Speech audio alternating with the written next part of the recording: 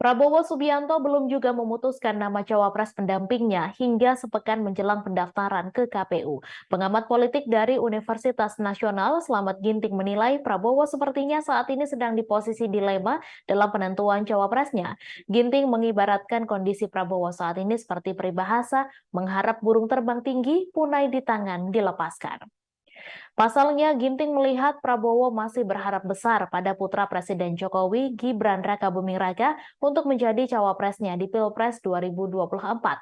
Terlebih sejumlah organ relawan telah menyatakan mendukung pasangan Prabowo-Gibran.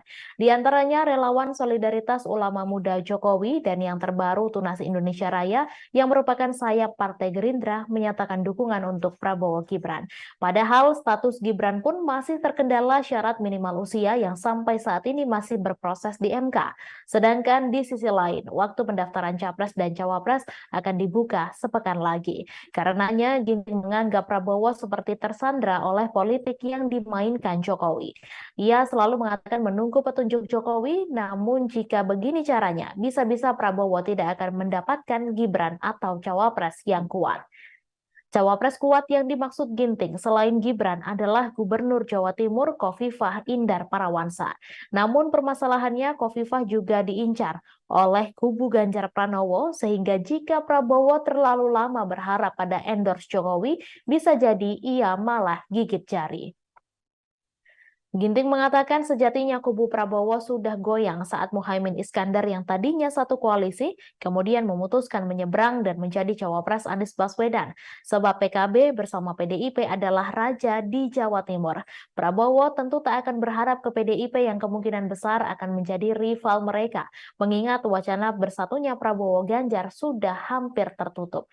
Jika MK tak mengabulkan gugatan syarat minimal capres-cawapres dan Khofifah lebih dulu digait Ganjar, Ginting menyebut praktis cawapres Prabowo hanya nama-nama yang disodorkan parpol di Koalisi Indonesia Maju.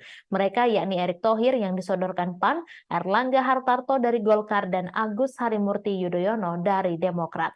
Menurut Ginting, ketiga nama itu memiliki plus minus masing-masing. Jika memilih Erick Thohir yang notabene diusung oleh PAN misalnya, Ginting tak yakin Golkar akan setuju. Selain itu, sosok Erick Thohir yang dianggap NU naturalisasi juga diprediksi tak akan bisa membawa Prabowo menguasai Jawa Timur sebagai zona tempur sengit di Pilpres 2024. Sedangkan jika yang dipilih sebagai cawapres adalah Erlangga, juga meninggalkan persoalan lain. Nama terakhir yang tersedia di Koalisi Indonesia Maju adalah AHY, meskipun kemungkinan dipilihnya sangat kecil. Download Tribun X sekarang, menghadirkan lokal menjadi Indonesia.